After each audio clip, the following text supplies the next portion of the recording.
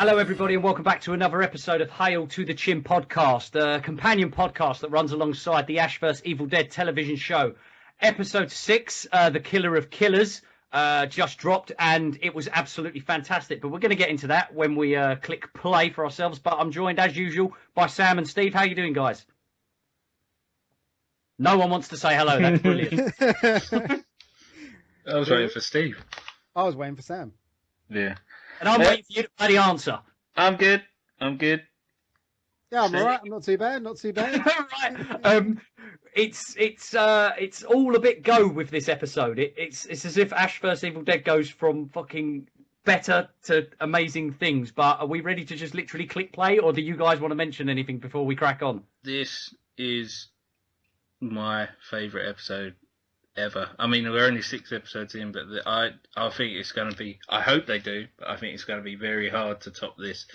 I was watching it and I was laughing out loud, and it just, about 10 minutes in, it just sort of cranks up, doesn't it? And you're just like, oh my fucking God. It was just like, it was like that film Crank. It's like going from watching, a regular episode to like someone just stabbed it in the heart with an adrenaline needle, Yeah, precisely. And 55 Red Bulls.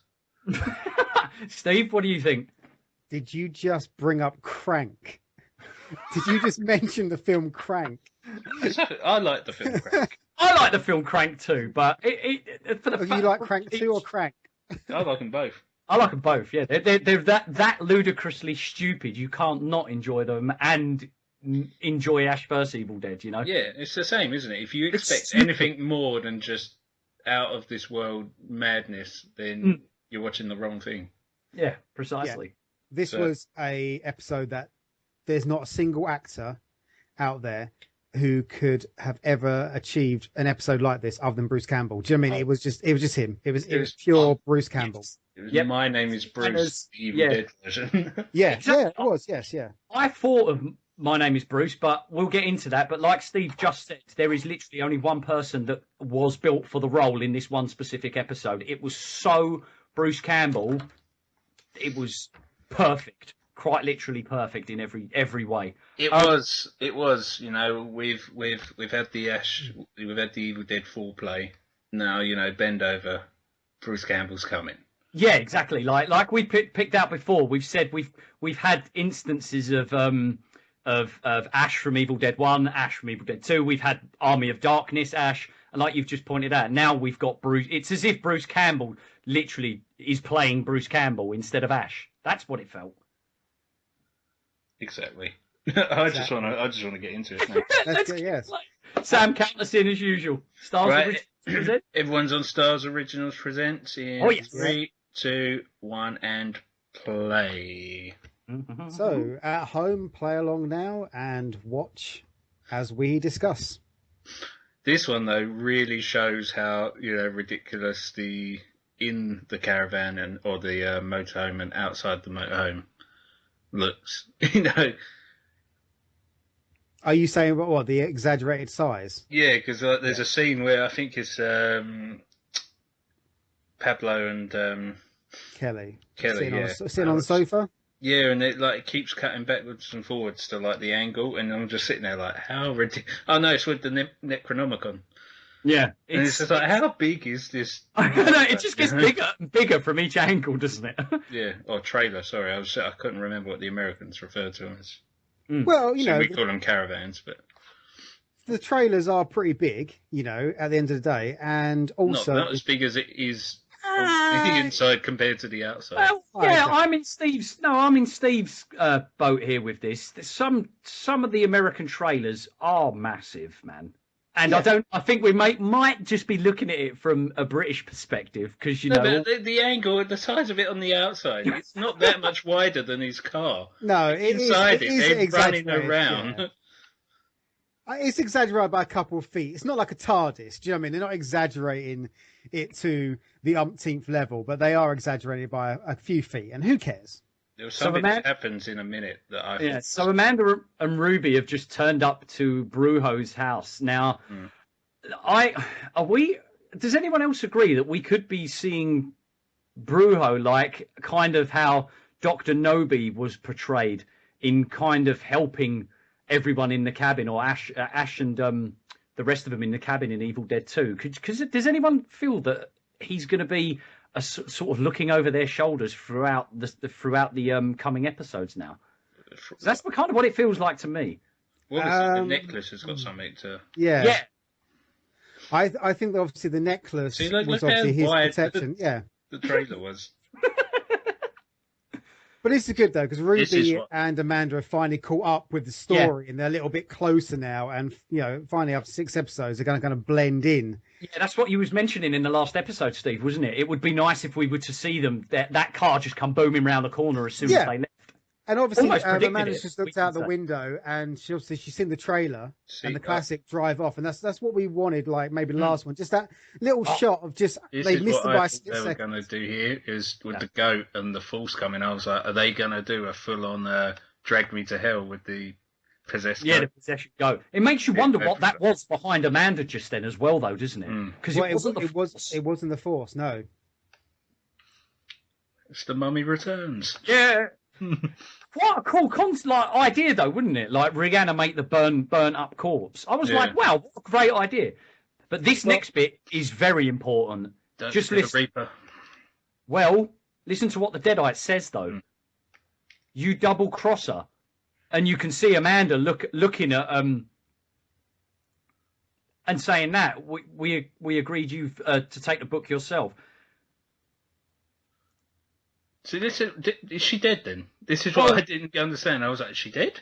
Well, because she's disappeared. Has it dragged her to hell? Oh yeah, because Ruby looked over at Amanda when that Deadite said you're a double crosser, and it was as if like, fuck, don't mention that. So what on earth is happening? Like you just said, has she been dragged to hell? Where's she gone? Well, and the hand's gone too. It's a kickstart, isn't it, to the final kind of like the final, of the season, and she's not dead because the body would be there. Yeah. So she has, and But what blew out of the fire and hit the screen? It makes you wonder. Like we can make. See, look how wide that caravan is. It's a silhouette car.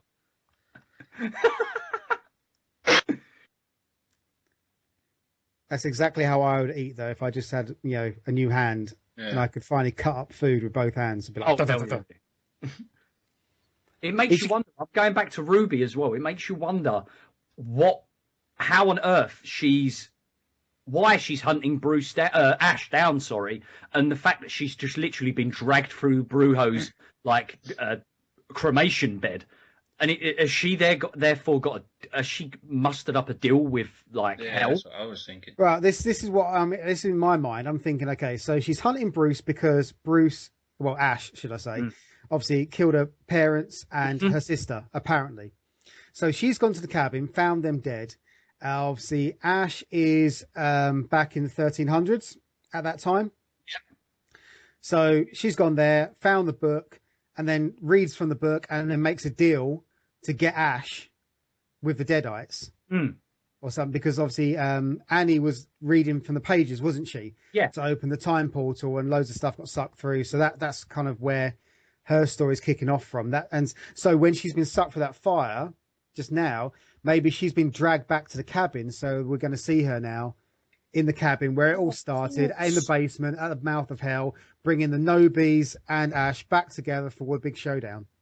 What the thing with this right here, sort of like this scene when the who's the guy who comes over to Bruce Ash? Why would call him Bruce? Lex. No, is his name Lem? That's his name. It's just like the banter level. I hate using that word, but it goes up. Like this bit is like, how the hell are you? Yeah. Still an asshole. I think we're calling him Bruce because we said at the start this is the most Bruce Campbell, Ash episode. Yeah. So yeah.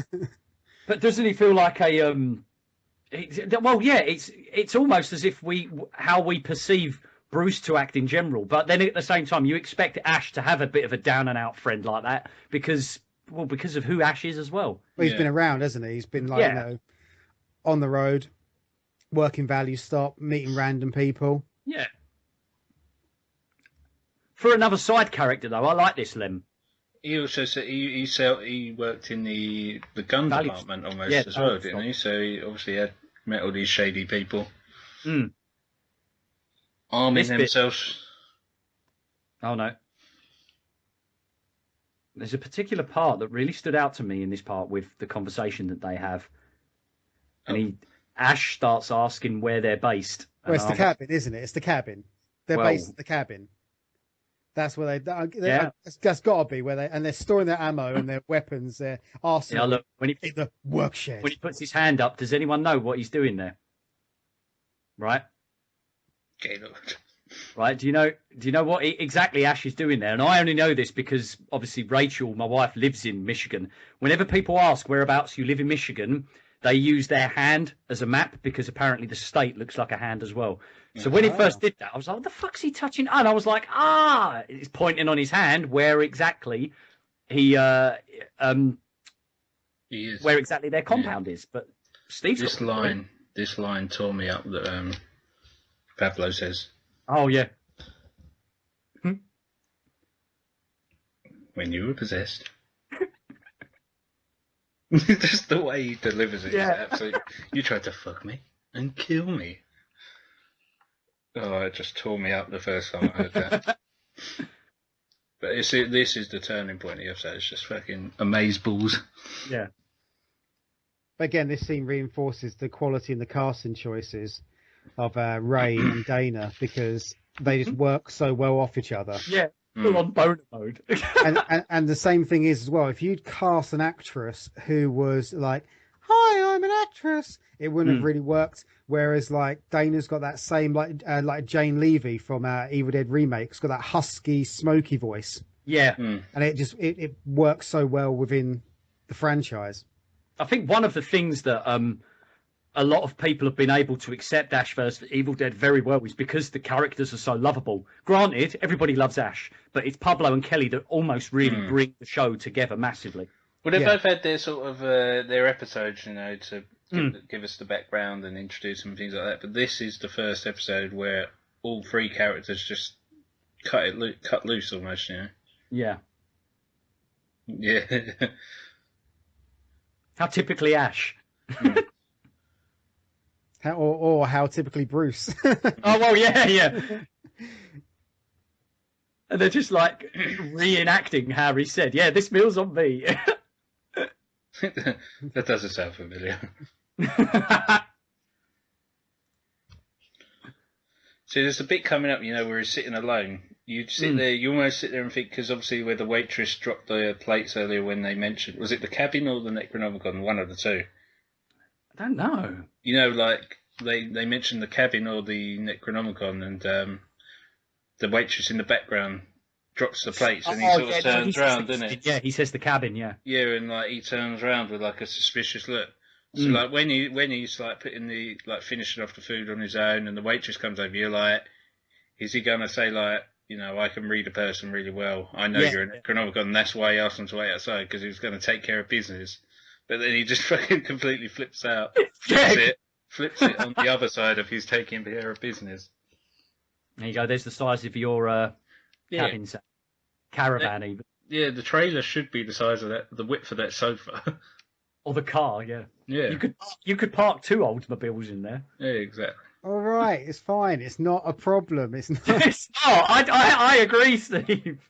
No, I don't find it a problem. I just find it funny. Do you know what? I'm going to let you know a little secret. When you're watching a TV series, right, and they're in a flat. Yeah. There's the window like at the back, and then there's the two side walls. There's not a wall in front. It's an audience and a camera.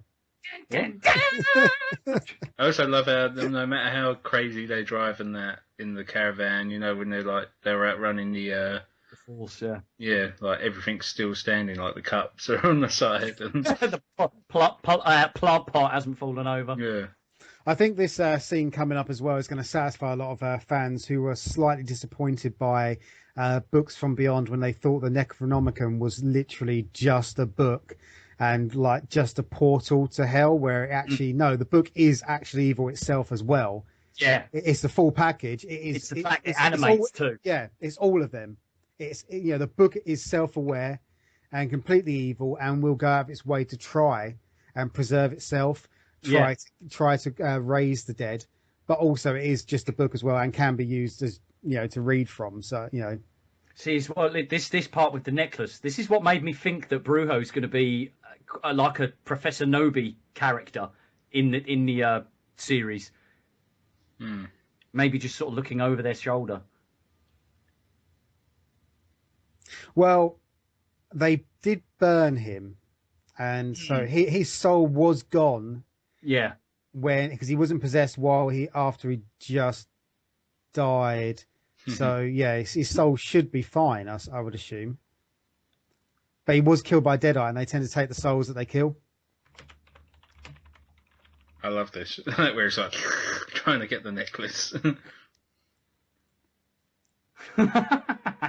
What a great scene though. Just as Steve's saying, it is evil itself. It's animating. It just looks so good. And obviously the book's open, bang, Force can GPS almost itself to the to where the book is. And obviously the necklace is some sort of threat to the book. But then again, in Evil Dead 1, the necklace was kind of ended up being a threat to the book because Ash used it to lasso the book and throw it fire. I know, obviously, the book in the end isn't burned, and that's kind of like slightly changed now. But still, necklaces are it's still important. there. They're important to Evil Dead. There's always some. Yeah. Did any of you think this in this scene? Like, is he gonna call her out as a Deadite? Or no? Do you know who I was expecting? I was expecting the woman or that Bruce actually ends up sort of becoming with in My Name Is Bruce to be like a little cameo as the waitress. I was kind of expecting her because from the beginning I was like, fucking hell, this is My Name Is Bruce. That's what I was expecting, but... Yeah, I think at this point I was expecting as well just some really cheesy pickup line and him just being the creepiest, sleaziest... just son of a bitch out son of a bitch. And I just... this is probably the best... Much more value than $22.18. It's the best pickup attempt Ash has ever done, and the whole don't tell your husband, we'll keep it on the down low. I believe in family values. That's just like so better than give me some sugar, baby. Better than that. It's a long way around, kind of, because obviously give me some sugar, baby. It's a quick one-liner that's just awesomely cool. But Ash had game back then as well. Yeah. I like it. He's just like, okay, tits. He's so confident in his sleaziness, isn't he? So macho confident. Prowess. Yeah. I love the fact that you can see the little workshop like set up with a chainsaw on the wall, the axe there. I was kind of expecting Pablo to sit there and go, oh, we could melt it with like something, but instead let's try blowing it up. Which is kind of the same thing as fire, Pablo. Yeah, precisely. Yeah. It's basically just fire, just very quickly, all in one place. Yeah, and a bit of pressure, you know. I like the continuity that they've got. Look on the left of Kelly, you can see the hole in the in the door that's all duct taped up now. That's a Deadite's head. Yeah. I wonder what Eli is really thinking about all of this shit going on. Poor little thing, sat in a little glass container there, just all like. Ah! Yeah. They need to do a DVD bonus feature where it's like an Eli commentary. Yeah. It's just like, do you remember when they released Dawn of the Dead, the remake on DVD? There was the guy in the gun shop. They went to and you had the DVD bonus feature where it's his diary. Yeah, that was good, wasn't it? I would love to see a bonus feature where it's all of these scenes, but through the glass of Eli's tank. Just with his like in a monologue going, "What's these guys doing now?" What a sort of a budget sleazeball Ash is here as well though, picking up like the breath fresheners or like the what flavour are they most likely? Like aniseed, would you say? Peppermint, aniseed. Using it as fucking aftershave. Because that's again, I was like, is he putting that on? Does he know something that could like burn the face off the Deadites, you know? And then he just puts it on him like aftershave. I just think he's just so smooth, you know. It's just, but such a scumbag as well. Yeah. Can we just talk about as well how Ash always, what you would open his wardrobe and it would just be a blue jean shirt and brown pants, and that doesn't grow tired. I don't grow tired of that at all. It's the character. Yeah, exactly. Yeah, and they know that as well. It's the character, and it's like it's like the Simpsons. It's like the Simpsons, Homer Simpson. Remember that time you saw into his closet, and it's just a row of white shirts and blue pants. Yeah. I loved just the music on the show as well, like the cutaways, like the close up on her boobs, and she's like, yeah. Is that lavender?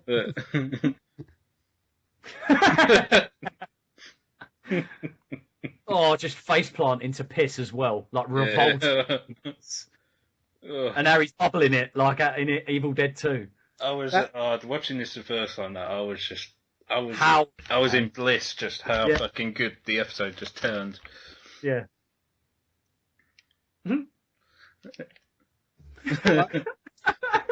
I see. This episode is going to go a long way to sort of like satisfying some people on social media who are moaning a bit, going, "I thought this was just going to be blood and guts. I thought this was going to be gore." It's like, yeah, it is, but it's also an Evil Dead, series, so it's going to have a storyline and it's going to have comedy and gore, but when needed, when suitable. It's not going to just go for gore non-stop if there is no need for it. I love the mugshot that Ash gets himself, as he clearly knows what artistry has been depicted of him, as he just frowns his face like Mr. Bean in the movie. The line coming up, or the whole RoboCop thing. Now I say, when he turns around and says, "Oh yeah, RoboCop here," and then later on when he pops out the spike from his robo hand. Oh, I never noticed that. I just went, "Oh my god," because obviously I'm a massive RoboCop fan. Yeah. I don't remember a RoboCop line. Yeah, he says RoboCop here. Oh. To the chief. And then, so like, he goes, he's about to pop out the spike from his robo hand. So I was just like, from the first RoboCop. Oh. Yeah, where he takes down Clarence Boddicker at the end. Fucking Gloria. That fucking ice blade. That ice skate in the head. Idiot. Do you reckon Kevin Smith? I reckon he loved the ice skate in the head. Yeah. He's a big hockey fan and he loves it. He's like, "Oh, we better dine and dash." Amazing looking Deadites as usual. Yeah, it's more like classic Deadite as well, isn't it? Yeah. Yep. So hopefully people were happy with that. But if they're not happy with this fucking series and this episode anyway, then they're watching. They should just turn off and go away. And even this bit of the kid is fucking hell. This is just like I was just like, oh my god. You don't see that. You do not see that on television. Yeah, no, fucking kids getting. It makes you think then when like Bruce and even Raimi have even sat there and said stars are the ones that have made what we wanted possible. Because no one, when that happened, I think that was probably the biggest like fucking hell I let out in this episode, or even in this series. It is RoboCop. Yeah. Listen to the music in the background too. Undead or alive, you're coming with me. But that's the thing, when Sam Raimi sat down and like Rob Tapper, they've sat down with the writers and said, "Look guys, this is the brief, this is what we want, but there are no holds barred." The catch of the chainsaw. Just like... You want to mangle a kid in a fan blade, go for it. I love that. You never seen a guy with a chainsaw hand before? God damn it! I love this TV show so much. I mean, I love the way when this is some Tom Savini kind of gore. Now that's like Day of the Dead kind of stuff there. Just like the cinematography as well, with like where he just lines himself up with the head. Yeah. It's just fucking. Oh, I love it. I love it. It's like someone went, right, do you know what? We're writing this, we're filming this. What will look good on Tumblr gifts? Yeah. What will look great as memes? Now, when it comes to TV shows, when they really emphasise the strength of a woman, I'm usually like, "Oh, you're not doing it right. You're doing it wrong." Whereas this, you're kind of even satisfied sitting there watching Kelly go through this, aren't you?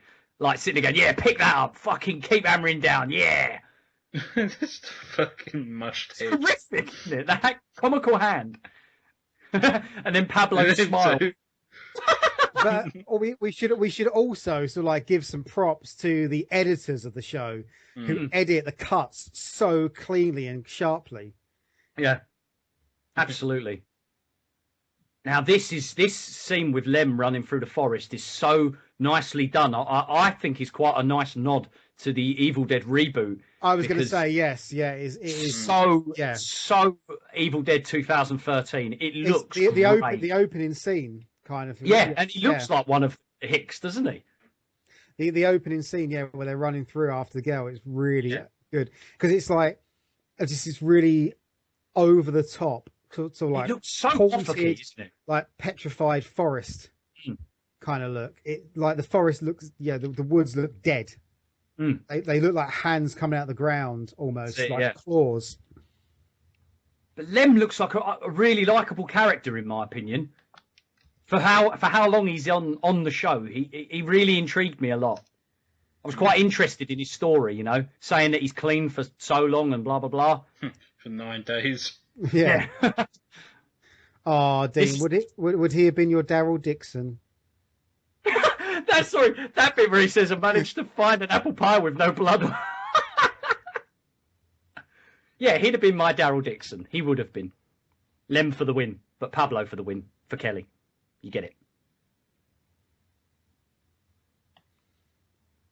So the hand is obviously creeping around in there somewhere, waiting to get back at Ash. Oh, could you imagine the moment they meet? Oh. It's going to be like a Mr. Anderson moment, like Matrix. Makes you wonder where they're going to have him just sit there and a hand just tap its fingers, like by the mouse, like by the mouse hole. Like what's it called? Yeah. Oh.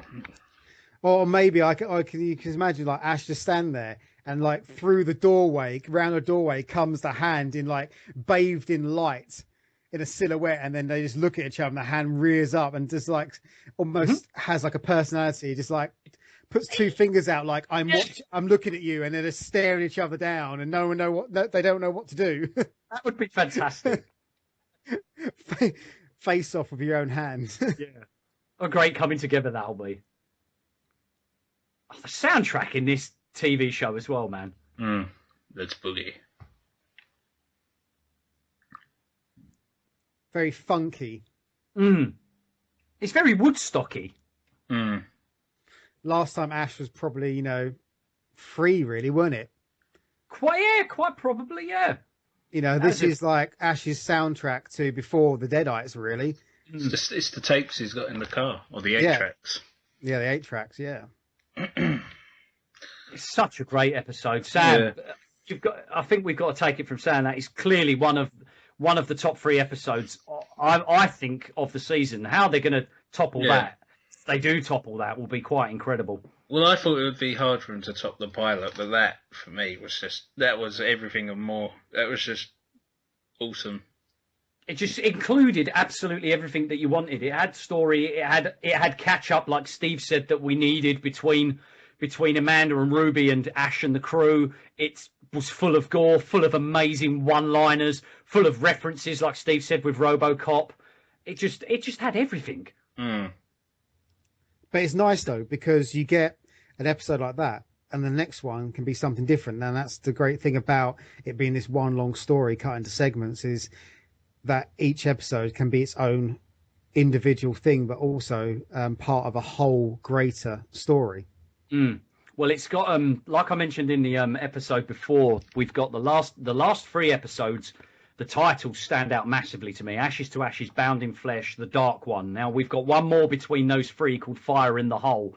Now, clearly, did we get a glimpse of the Dark One in this episode? That spectral figure behind, Yeah. Quite possibly. Behind in Brujo's house, it was a dark, hooded figure. Had behind that kind of like rayfish kind of, look. And sorry. No, and then you've got to think as well, fire in the hole. We saw Ruby potentially go down a hole of fire. Is that what you was going to get at, Sam? Yeah, I was going to say, obviously it's something to do with that, isn't it? It's got Have they put any previews out of the next episode? Or I haven't seen anything just yet, but Steve brought up saying the Dark One. I didn't even put that together. But looking at say the Dark One and the thing that was behind Ruby, it makes me wonder whether are we looking at two different entities there? We're not looking at the Force because the Force was traveling across the hill at that moment in time. Yeah. So exactly. What is that? Is that something that Ruby has negotiated with, and is watching her, and maybe she realizes she's screwing up, and therefore she was walking up to Ruby and then disappeared, and then suddenly Brujo reanimates in the fire. Then he mentions as well, or the Deadite within Brujo mentions, you're a double crosser. What the hell does that mean? Well, like I say, that that Ruby's made a deal with the Deadites because she found the cabin.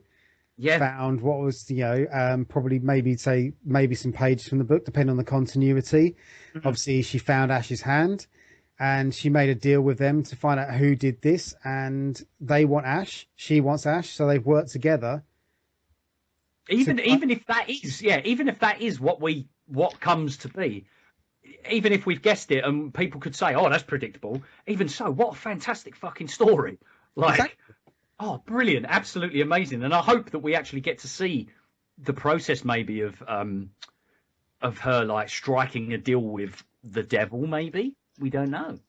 Well, we'll find out who the Dark One is. The Dark One could be anything. It could be another soul from the past that could be has leveled up, so to speak, that was taken and blames Ash for their death, and made a deal in hell with the Deadites to come back. It could be a Nobi, it could be Henrietta, it could be Annie.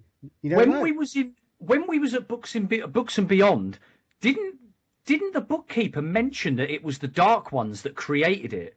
Yes, he did. Yeah. So maybe that's the Dark One. Yeah.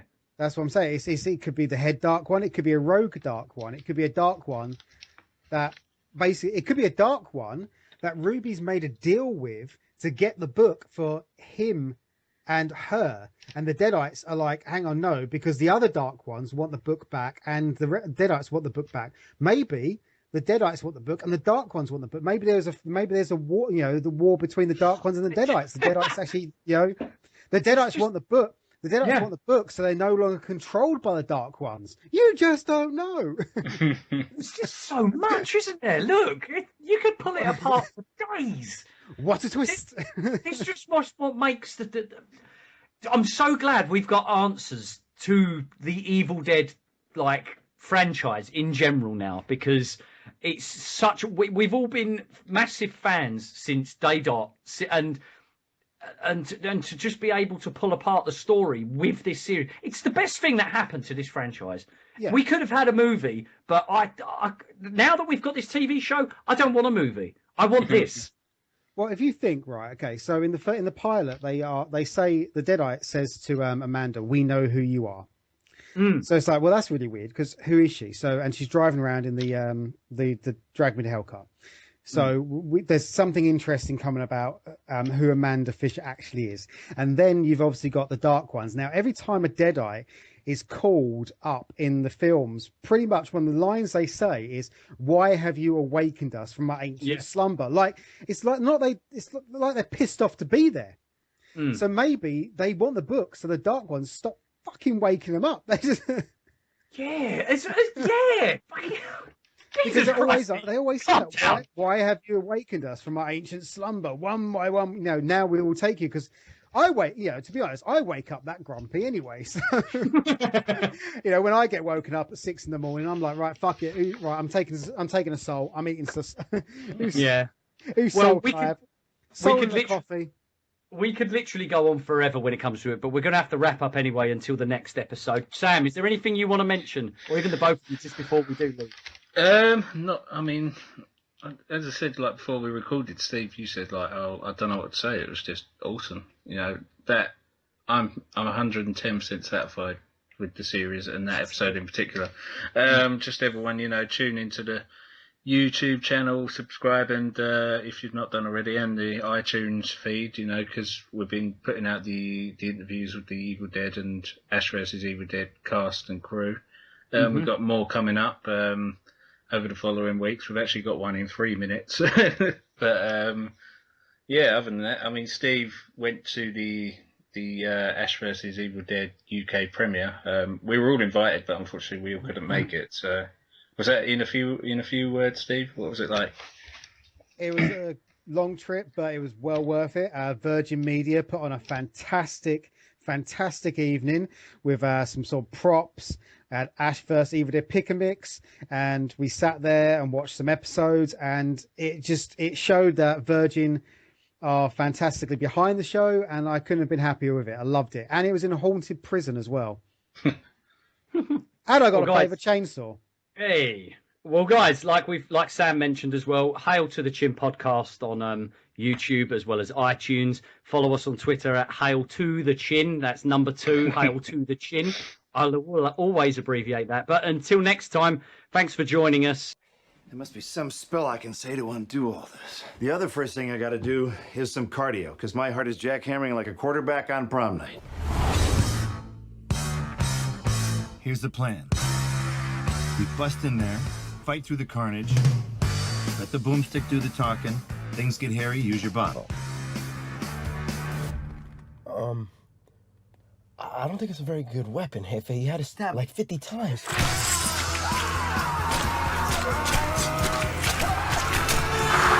I was sharpening it for you. Now, come on. You ready? I'm ready.